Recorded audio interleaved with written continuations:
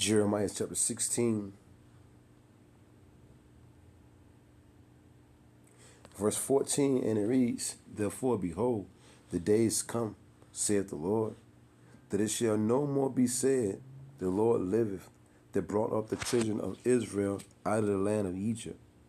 But the Lord liveth, that brought up the children of Israel from the land of the north, and from all the lands whither he had driven them.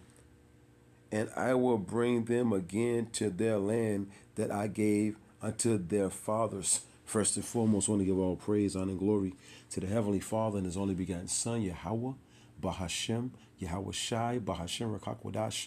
Next double honors to the head apostle / elder bishops of Great Millstone, the one that taught us the 100% truth according to the Bible. Peace, blessings, and safety to all you sincere items. Keep pushing, keep believing, keep their faith, regardless of people here for a bare lunch break lesson. Read the different accounts in the book of Exodus about the first Exodus. And then you read this Jeremiah right here. It's going into the second Exodus, which is going to be more extravagant than the first one. And the first one is still being talked about.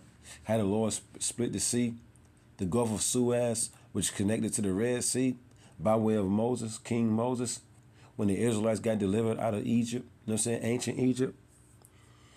Well, the Lord said this is this second Exodus, the Israelites being delivered out of spiritual Egypt and Sodom, Babylon the Great, aka America, and wherever the Israelites have been scattered, so it's gonna surpass the first Exodus, man, which once again might I add, which is still being talked about to this day. All these different nations got a story of the Exodus, of the Israelites being delivered, you know what I'm saying, from Pharaoh, from ancient Egypt, man. They still talk about it to this day. Now, just imagine a massive body of water, you know what I'm saying, gets split in two, and you walk through, ground dries on nowhere, nobody's slipping, nobody falling, ain't no mud or nothing. Spectacular. And then as soon as you get on the other side of the water, safe ground, and your enemy chasing you, the them walls come tumbling back down, man. I know some reports say it was the walls of that water reached up into like the Empire State Building and things of that nature, man. Higher than that. So you know that water was up there, man. And it came crashing down upon our enemy. And I'm just sitting here on lunch break, looking at some videos, things of that nature. And we just got finished celebrating the Passover. And right after we celebrated the Passover in ancient Egypt, you know what I'm saying, deliverance came right after that. Where deliverance is getting ready to come again, the second time, but it's going to be greater. Let's get it again. And a little in fashion too. The chariot's going to pull up. Going right back to Wisdom of Solomon. I'm thinking, what is it, the 5th chapter? I might have to get that, Lord willing, if I have time. If not, brothers can put it on the board. The strangeness of their salvation. Remember, the strangeness of their salvation. Let's get it again. Jeremiah chapter 16, verse 14. And it reads, Therefore, behold, the days come, saith the Lord, Yahweh, Bahashem, Yahweh Shai, that it shall no more be said, The Lord liveth, that brought up the children of Israel, so-called Negroes, Latinos, and Native Americans, out of the land of Egypt. So the Lord said, it's a day coming that ain't nobody going to talk about the first Exodus no more. But the Lord liveth, that brought up the children of Israel, a people before us a place, Negroes, Latinos, and Native Americans, and Israelites that's been scattered. They may look like these different nations, right? Because it's going to say it here. But the Lord liveth, that brought up the children of Israel from the land of the north, America, North America, Babylon the Great. This is where the greatest deliverance is going to come from, right? And from all the lands, whether he had driven them, because you know we were scattered. The Israelites have been scattered, so you can have chariots pulling up, man, throughout the four corners of the earth, beaming up Israelites. We're reading it here. The Lord ain't beaming up no heathens. He's beaming up Israelites, man. Here in Babylon the Great, and Israelites has been scattered throughout the four corners of earth. They may look like these different nations, because it says, what it say? And from all the lands, whether he had driven them. So you can have Israelites that look like Chinese, Japanese. I mean, you got certain Israelite groups still can't understand this. You can have Israelites that look like so-called white people, Chinese, African, dyed East Indian, I said Arabs, Hawaiians, and whoever else I can't think of right about now. This is what the scripture's saying, right? Right? And from all the land, this is going to be spectacular too, man. Beam me up, Scotty. You're going to have destruction and deliverance simultaneously, man. And from this is our mind state, knowing that all these things shall be dissolved. What manner of person are we to be? We're constantly praying that we of that number. And from all the lands, whether he had driven them, and I will bring them again into their land that I gave unto their fathers. The Lord said, when I put my children back in that land, that holy land, Jerusalem, Israel, it's going to be spectacular. It's going to be talked about for ages and ages and ages and ages and ages. It's going to surpass the first Exodus. They got them now small hats, you know what I'm saying? Some they the people of the Lord. Well, what the phenomenon at? You see? What's a spectacular event that happened, you know what I'm saying, that everybody's supposed to be talking about right about now, you know what I'm saying, on how they got delivered out of their captivity. You see? And placed in that land. Right? So it's supposed to be rejoicing, it's supposed to be screaming, it's supposed to be hollering, so forth and so on. That day ain't, because that day ain't happened yet. That's why there ain't no record of it happen, because it ain't happened yet. The Lord said it's getting ready to happen, man. And Lord willing, we're part of that number. And I want to get this, like I said before, just quick lunch break lesson. Just thinking about that deliverance, thinking about that salvation, man. Which is nearer than what we believe, pursuant to Romans the 13th chapter. And you got Romans the 15th chapter tells us the things that are written aforetime were written for our learning, that we through patience and comfort of the scriptures might have hope, right? St. Matthew chapter 24. Because the Lord said, you ain't going to talk about ancient Egypt no more. You're going to talk about being delivered. No, so the whole earth is going to talk about this new Egypt, spiritual Egypt and Sodom, where the Israelites were delivered from, a.k.a. Babylon the Great, and throughout the four corners of the earth. St. Matthew chapter 24. And remember, this day is nearer than what we believe. St. Matthew chapter 24. Verse, I just want to hit a point. St. Matthew chapter 24. Verse 29, immediately, oh yeah, this is red letter. Lord Yahweh speaking, who they can call Jesus, right? Immediately after the tribulation, meaning after all hell break loose, immediately, the Lord is telling us when he's coming, immediately. He didn't get a date, he didn't get an hour. He's telling us after Jacob's trouble, when Jacob's trouble pop off, this devil, you know what I'm saying, make it mandatory, the hour of temptation, this devil make it mandatory to take an implantable device. World War III done already popped off already on a small scale. That's why all the nations are being gathered, pursuant to Zephaniah. I think it's Zephaniah 3 and 8. I might have to get that, pursuant to Zephaniah the 3rd chapter. I'm thinking all the nations being gathered over there to the so-called Middle East. You see, so-called for that showdown of showdowns. They'll say immediately after the tribulation of those days shall the sun be darkened, and the moon shall not give her light, and the stars shall fall from heaven, and the powers of the heavens shall be shaken. And then shall appear the sign of the Son of Man, Lord Yahweh, who they can call Jesus, right? And then shall all the tribes of the earth more. I want to read that again. So it sounds so beautiful. And then, because this is what we're waiting on. We're waiting on the Lord, man. We're waiting on Yahweh, right? And then shall appear the sign of the Son of Man in heaven with the humongous chariot, the fathership, man. The father should swing down to the chariot, stop and let me ride. Remember that? Swing on down, Lord. Please swing on down and get us. And then shall all the tribes of the earth mourn. Let you know this is the day of destruction. You see?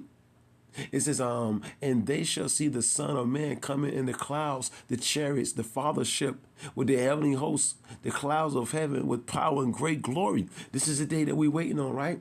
And he shall send his angels with a great sound of a trumpet, and they shall gather together his elect, the elect of the nation of Israel, right? And he shall gather the elect, and he shall gather together his elect from the four winds, from one end of heaven to the other. And I want to prove something right quick, because I said the elect. Let me just prove who the elect are. Let me just prove that right quick. Let's get this. What is it? Isaiah. Let's get Isaiah right quick.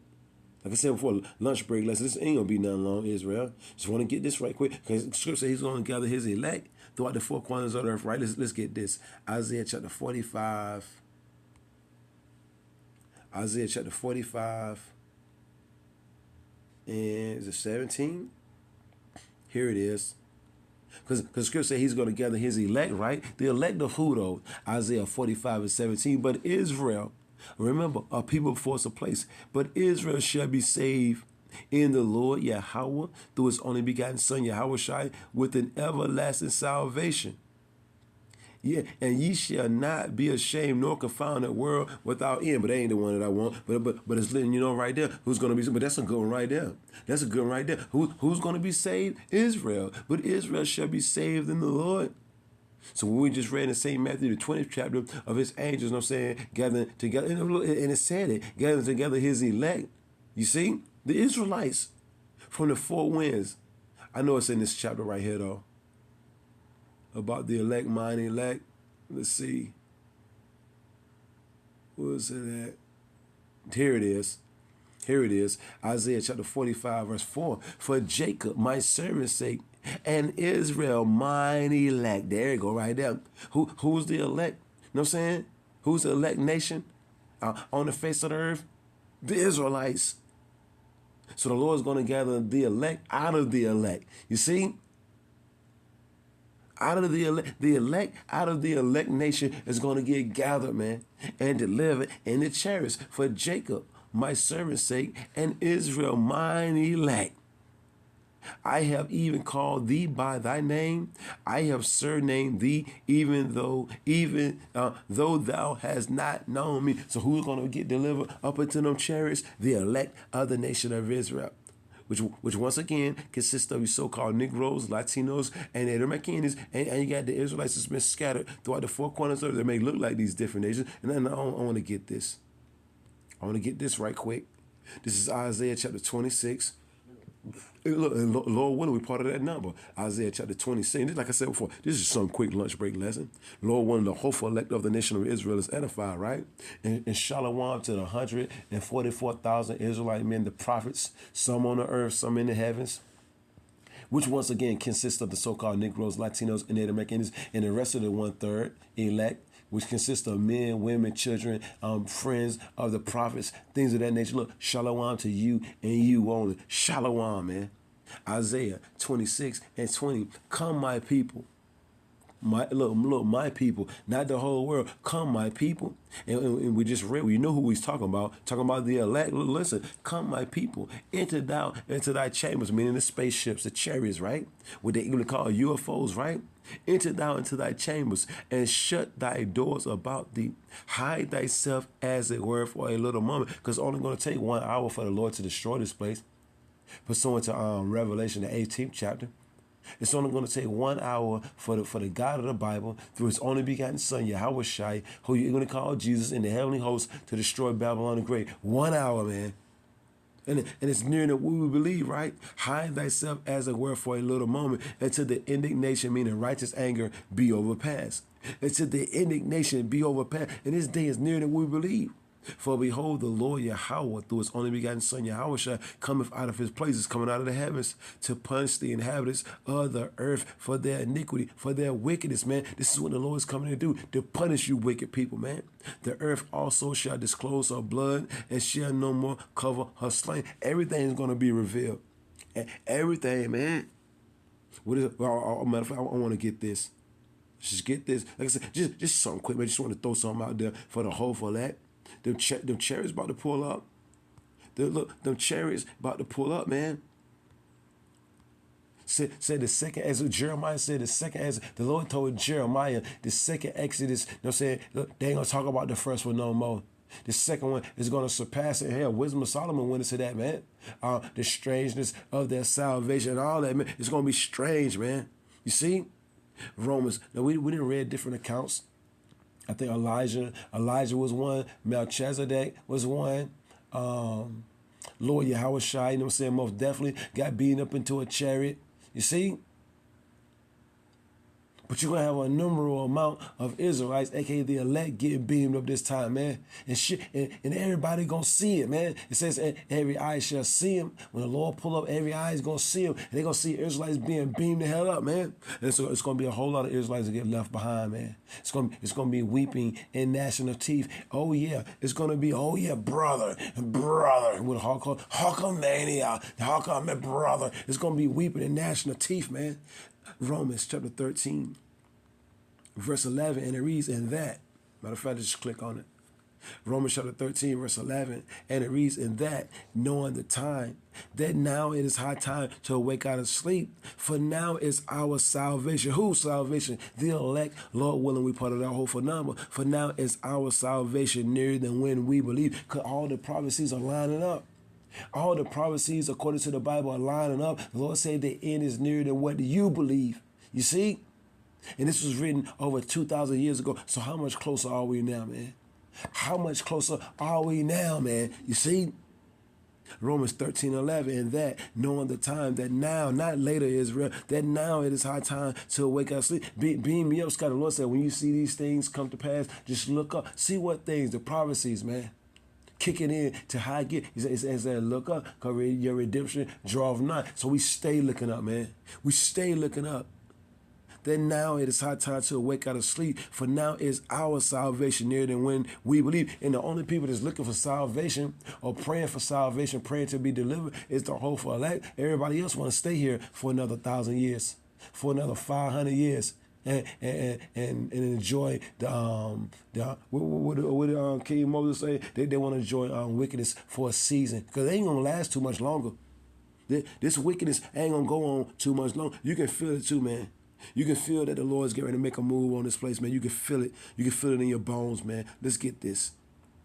Romans 15:4. And it reads, "For whatsoever things were written aforetime were written for our learning, that we through patience and comfort of the scriptures might have hope." So though we're suffering, the scriptures give us hope. Having faith in the scriptures gives us hope, man.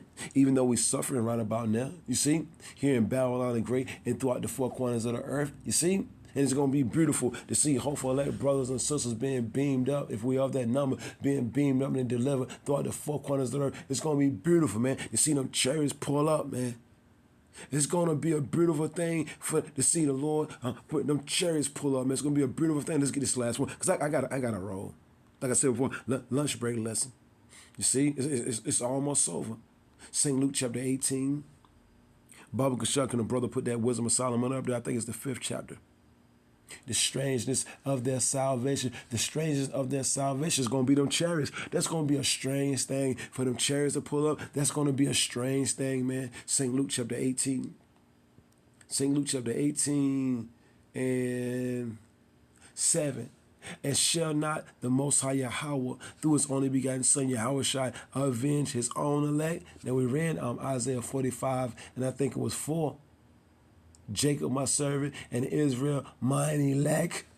So the elect out of the nation of Israel, the Lord coming back for vengeance for what people have been doing to him. "And shall not the Heavenly Father Yahweh, through his only begotten Son Yahweh, shall avenge his own elect, which cried," and this is the point right here, "which cried day and night unto him." Remember, set a mark upon the foreheads of the men that sigh and cry for all the abominations that be done in the midst of.